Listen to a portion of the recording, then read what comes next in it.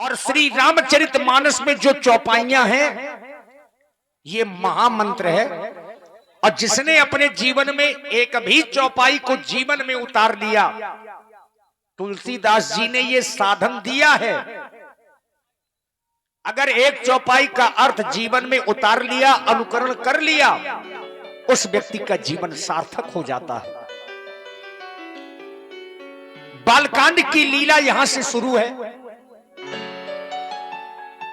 और आज की लीला का जो पहला प्रसंग है, पहली चौपाई है। एक बार भूपति मन माही भय गिलानी मोरे सुत नाही। राजा दशरथ को कभी जीवन में दुख नहीं हुआ, चूंकि राजा है, किसी वस्तु की कमी नहीं। रामचरितमानस में जहां जहां एक बार या एक समय लिखा आया है, पढ़ लीजिए रामायण, जहां जहां एक बार या एक समय लिखा है तो कोई ना कोई नई कहानी शुरू होती है। और यहां पर भी ऐसा हो रहा है। इस प्रसंग की पहली अर्धाली है, एक बार राजा दशरथ जी के मन में यह दुख हुआ कि मैंने 3 विवाह किए लेकिन संतान एक भी नहीं है। ऐसे राजा के मन में दुख का होना स्वाभाविक है। जिस राजा ने 3 विवाह किए हो और संतान एक भी ना हो, निश्चित वो राजा दुखी होगा। विद्वानों ने खोज की, अगर राजा दशरथ कोई अधर्मी राजा होते, कोई पापी राजा होते, तो ये सोच करके संतोष कर लिया जाता कि अधर्मी है राजा, इसीलिए संतान नहीं हो रही।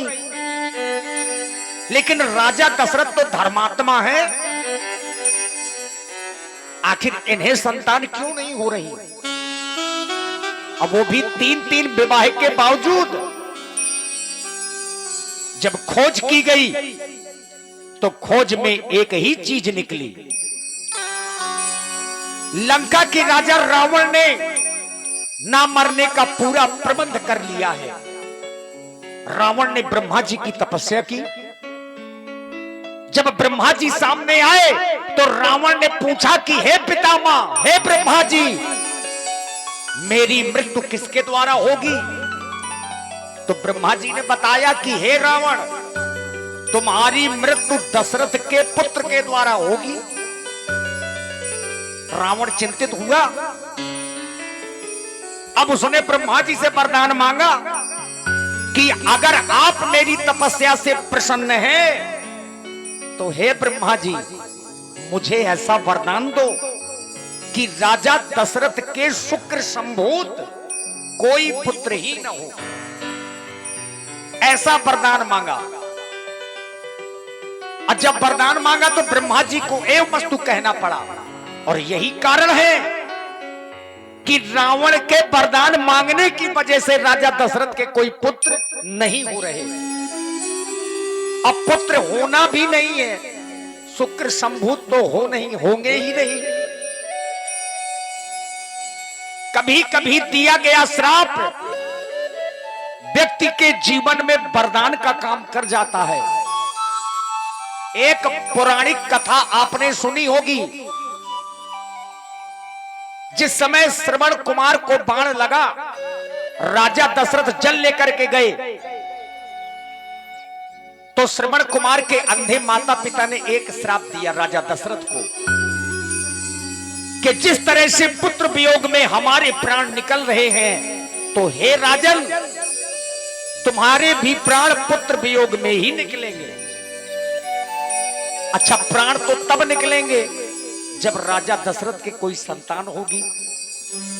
रावण ने ब्रह्मा जी से वरदान मांगा है कि दशरथ के शुक्र संभूत कोई पुत्र ना हो, और यहां श्राप मिला है राजा दशरथ को श्रवण कुमार के माता पिता के द्वारा कि पुत्र वियोग में ही प्राण निकलेंगे।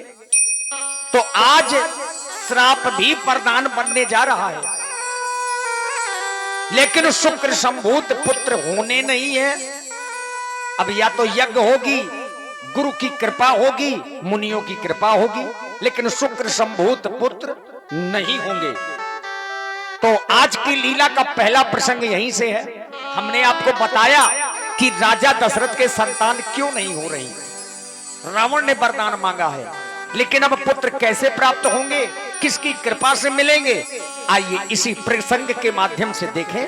महाराज दशरथ जी का दरबार आपके समक्ष में है। चूंकि रामचरितमानस है ज्ञान गंगा, और इस ज्ञान गंगा में हम आप सब लोग गोते लगाने के लिए यहां पर बैठे हैं।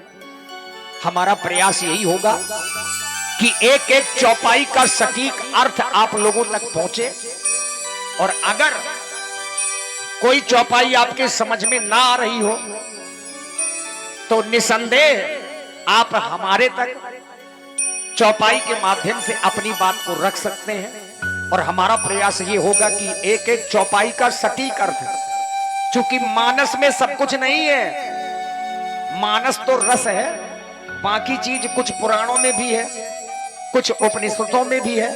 तो आदि आदि प्रसंगे आदि आदि काव्यों से जुड़ी हुई है। ये आसे जगी है, ये ज्ञान गंगा है, और प्रत्येक यहां पर जनमानस लोग बैठे हैं। बड़े ज्ञानी और सुधी लोग हैं इस गांव में, और हमारी लीला की शुरुआत इसी गांव से हुई थी। हाँ, क्योंकि हम लोग 2 दिन के कलाकार थे, बाद में जब विस्तार हुआ तो इसी गांव की देन है कि आज हम लोग यहां तक हैं। आसे जगी है, प्यासे लगी है, बरसा है पानी शुरू हो रही है, राम कहानी शुरू हो रही है, राम कहानी।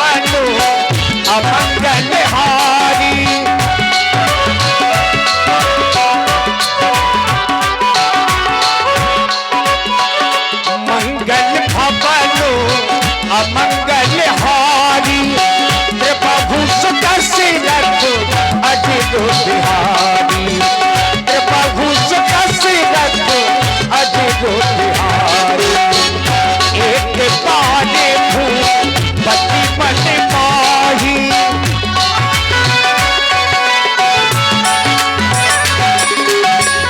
एक बाने भूपति मन माही, भय की लाली को दे सुनाई। आसी जगी है, प्यासी लगी है, आसी जगी है, प्यासी लगी है, बरसा है पानी शुरू हो रही है, शुरू हो रही है, शुरू हो रही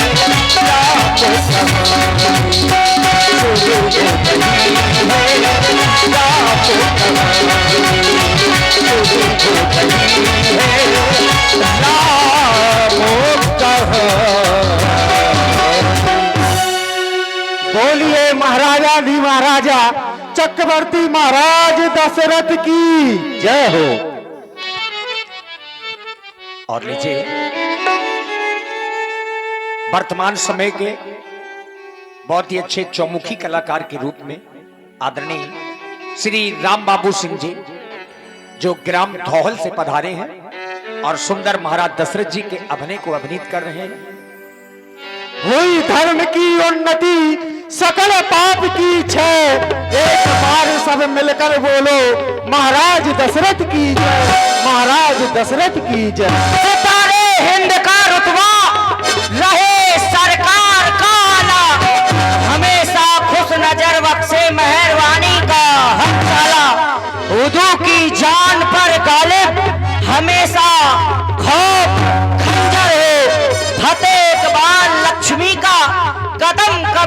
के अंदर हो। महाराज की जीवन की जय जयकार हो, जय जयकार हो, जय जयकार हो।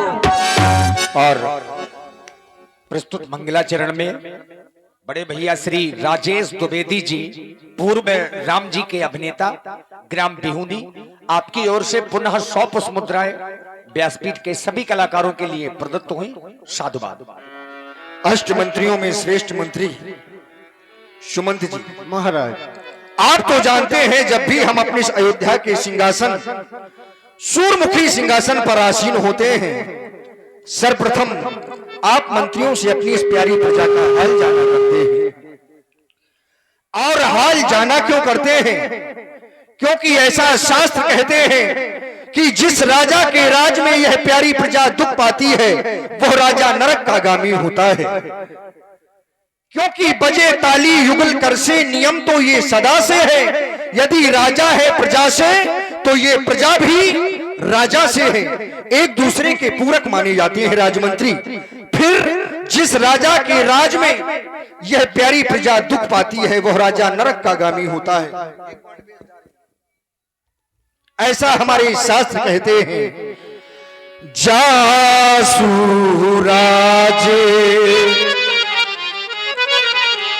जासु राजे प्रिय प्रजा दुखारी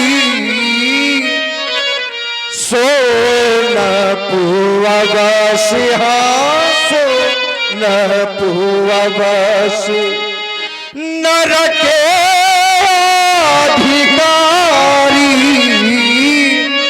सो न पुअवस। वह राजा नरक का गामी होता है जिस राजा के राज्य में यह प्यारी प्रजा दुख पाती है। वही राजा समाज में शोचनीय होता है, वही राजा समाज में निंदनीय होता है। तो हमारे शास्त्र कहते हैं सोचिए न पति। वह राजा सोचनीय है, कौन सा राजा?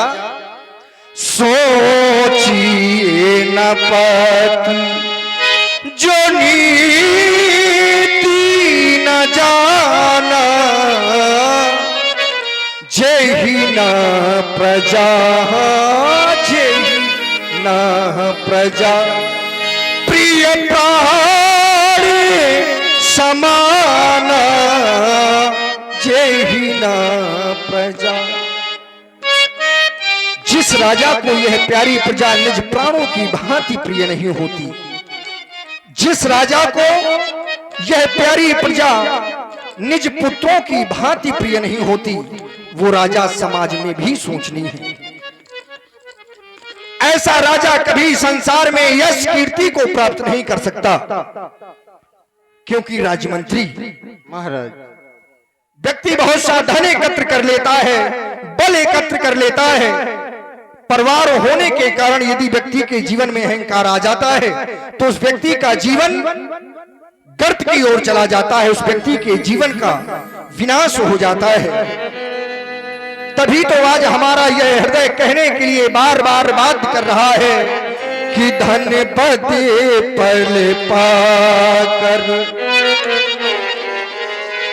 धन पद बल पाकर चूर रहे और सत पाकर, और सत पाकर वो भूल रहे, लेकिन वो सारी शक्ति, ऐसा धन, ऐसा यश, ऐसा वैभव, ऐसा धन किस काम का यदि हम किसी भूखे को भोजन नहीं करा सकते, किसी अनाथ का सहारा नहीं बन सकते, किसी भटके हुए को राह नहीं दिखा सकते, फिर जीवन किस काम का है?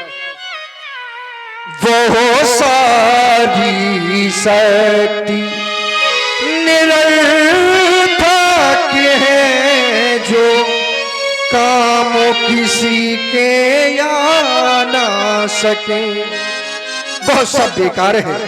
इसलिए राजमंत्री महाराज हम अपनी इस प्यारी प्रजा के बारे में ही क्यों पूछा करते हैं? इसका भी एक विशेष कारण है। वो विशेष कारण मैं आपसे कहता हूं, ये हमारी प्रजा साधारण नहीं है। एक राजा इस संसार में और है जिसकी प्रजा के लिए कहा जाता है कि पुर नर नार सुभट सुचि संता, धर्मशील ज्ञानी गुणवंता। ज्ञानी गुणवान संत है, तो ये क्या सभी विशेषताएं सर्वोपरि हैं क्या? राजमंत्री, इन सबसे सर्वोपरि एक और विशेषता होती है। कौन सी? जिसे इस संसार में चरित्र कहा जाता है। एक बार उसी राजा के राज में, राजा जनक के राज में ऋषि के द्वारा कथाएं सुनाई जा रही थी, वेद अध्ययन किया जा रहा था ऋषि दुर्वासा के द्वारा, और वहीं पर राजा जनक बैठे थे। उनके मुख से अचानक अनायास ही हंसी निकल पड़ी। ऋषि दुर्वासा ने पूछा कि आप हमारी बात को सुनकर हंस रहे हैं? राजा जनक ने अपनी बात को इधर उधर घुमाकर प्रकृति की ओर इशारा किया कि महाराज कुछ ऐसा देखकर हमें हंसी आई। लेकिन ऋषि दुर्वासा उस समय क्रोधित होकर उन्हें श्राप दे दिया कि जिस प्रकृति की सुंदरता के कारण तुम हमारी बात को सुनकर हंसे हो, जाओ मैं तुम्हें श्राप देता हूं कि यह सारी प्रकृति तुम्हारे राज की जहां तक है वह सूख जाए, निर्जीव हो जाए। और श्राप देते ही राजा जनक का वह पूरा बाग सूख गया। इस बात की चिंता राजा जनक को हुई। उपक्रम पूछा गया कि आखिर यह बाग पुनः हरा कैसे होगा। तब ऋषि ने कहा कि यदि किसी सती नारी के द्वारा कच्चे घड़े को कच्चे सूत में बांधकर यदि कुआं से जल निकालकर इस बाग में पुनः डाला जाए, तभी यह बाग पुनः हरा भरा होगा। नगर में ढिढोरा पिटवाया गया। सती तो वहां भी थी, लेकिन उनके हृदय में एक भय था कि शायद वो कच्चा सूत टूट गया या वह कच्चा घड़ा फूट गया तो हमारे सतीत्व पर दाग लग जाएगा। ये उनके हृदय में भय था। सभी देशों में इस बात की खबर भेजी गई। हमारे पास भी इस बात का आमंत्रण आया। हमने जाने की तैयारी की। हमारी महारानी कौशल्या जो कि परम सतीवान है, परम चरित्रवान है, जाने की तैयारी की। तभी हमारी महारानी की दासी ने इस बात को पूछा कि महाराज हम जा रहे हैं। महारानी की दासी ने महारानी से इस बात को पूछा तो महारानी ने पूरा हाल कहा।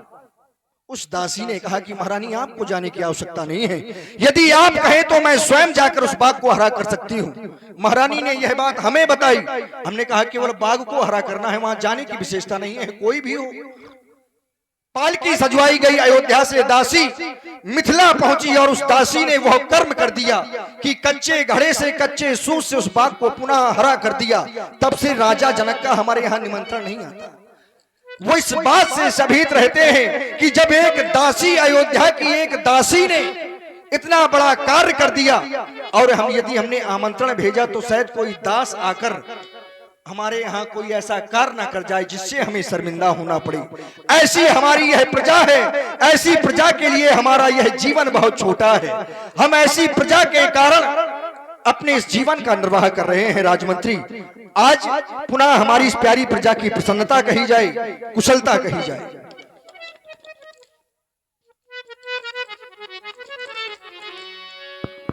महाराज, जब भी आप राज सिंहासन पर विराजमान होते हैं तो हम मंत्रियों से यही पूछा करते हैं कि हमारी प्यारी प्यारी प्रजा खुशहाल तो है ना। तो महाराज, कहा गया है कि सरपति बसाए बाहे बल जाके, जो देवताओं का राजा इंद्र आपके भुजाओं के बल पर राज करता हो, भला ऐसी प्यारी प्यारी प्रजा में कोई दुखी रह सकता है? नहीं महाराज, इतना भी नहीं, और भी कहा गया है धर्म धुरंधर गुण निधि ज्ञानी। जिस राज्य में आप जैसा धर्मात्मा ज्ञानी राजा राज करता हो, उस राज्य की प्रजा कभी दुखी नहीं रह सकती। महाराज, कहा गया है कि मत कर परवाह किसी की, चाहे जमाना खिलाफ हो, चलना उस राह पर जो सच्चा और साफ हो। महाराज यज्ञशाला, पाठशाला, गौशाला सभी सुचारू रूप से चलवाई जा रही हैं। समय समय पर मंदिरों की पूजा करवाई जा रही है। जो भी भिक्षुक दरवाजे पर आता है उसको भिक्षा दी जाती है। और महाराज इतना ही नहीं, अयोध्या के हर घर में है दूध पूत की आवाज आनी, सिंह और अजा पीते एक घाट पानी। महाराज आपकी प्रजा में कोई दुखी नहीं है। हृदय से प्रसन्नता हुई आपके इन शब्दों को सुनकर। जब तक हमारे राज्य में आप जैसे मंत्री हैं, हमारी प्रजा को कष्ट नहीं हो सकता। लेकिन राजमंत्री महाराज एक बार भूपति मन माही भय गिलानी मोरे सुत नाही। तुम्हारे द्वारा बताया गया कि हमारी प्रजा में संपूर्ण प्रसन्नता है। लेकिन जब मैं विचार कर रहा हूं, अपनी इस प्यारी प्रजा का दर्शन करता हूं, तो पाता हूं राजमंत्री की आज भी हमारी यह प्यारी प्रजा कष्ट में है। इनके जीवन में एक दुख है, तो क्या यह उनका दुख निज दुख है? नहीं, कष्ट में तो है लेकिन इनका दुख वह निज दुख नहीं है। हमारी इस प्यारी प्रजा ने हमारे दुख को अपना निज दुख बना लिया है। तुम भी देखते हो राजमंत्री, जब भी हमारी इस अयोध्या में किसी के गृह में बालक जन्म लेता है, तो अयोध्या वासियों के गृह में बधावे नहीं बजवाए जाते, खुशियां नहीं मनाई जाती, उत्साह नहीं मनाए जाते। जानते हो क्यों? क्योंकि अयोध्या के सम्राट के पास, इस अभागे राजा दशरथ के पास एक भी संतान नहीं है। और राजमंत्री जिस व्यक्ति की संतान नहीं होती, उसे इस संसार में अनाथ कहा जाता है। अनाथ व्यक्ति के जीवन में दो ही ऐसे समय आते हैं जिस समय व्यक्ति को अनाथ कहा जाता है। एक बाल अवस्था होती है। यदि बाल अवस्था में माता पिता का सानिध्य नहीं है तो उस व्यक्ति को अनाथ ही कहा जाएगा। और यदि वही व्यक्ति, उसका चौथापन चल रहा है, बुढ़ापा चल रहा है, और यदि पुत्रों का सानिध्य नहीं है, तो ऐसे माता पिता को भी अनाथ कहते हैं। राजमंत्री, हमारी अयोध्या में सब कुछ है, लेकिन जब विचार करता हूं, क्या मेरे बाद मेरे सूर्यमुखी सिंहासन पर बैठने वाला कोई नहीं होगा? क्या हम सूर्यवंशियों से हमारी इस प्यारी प्रजा की सेवा करने वाला कोई नहीं होगा? क्या हमारे बाद हमारी इस अयोध्या की प्यारी प्रजा अनाथ हो जाएगी? राजमंत्री, बस यह ग्लानि आज हमारे हृदय को खाई जा रही है। राजमंत्री, और जब व्यक्ति के जीवन में दुख हो तो दुख अवश्य ही किसी ऐसे व्यक्ति से कहना चाहिए जो कि आपके दुख का निवारण करे, ना कि आपके दुख को सुनकर उसे हास्य पर हास्य में परिवर्तित करे। राजमंत्री, इसीलिए चाहता हूं कि आज के दरबार को यहीं पर स्थगित कर दिया जाए। हम अपने गुरु सदन जाना चाहते हैं, हमारी एक भी संतान नहीं है। यह दुख अपने श्री गुरुदेव भगवान को बताएंगे। जो आज्ञा महाराज। देखिए, एक बार अगर भगवान भी आपसे रुष्ट हो जाएं, तो गुरु आपको बचा लेते हैं। लेकिन अगर कहीं गुरु आप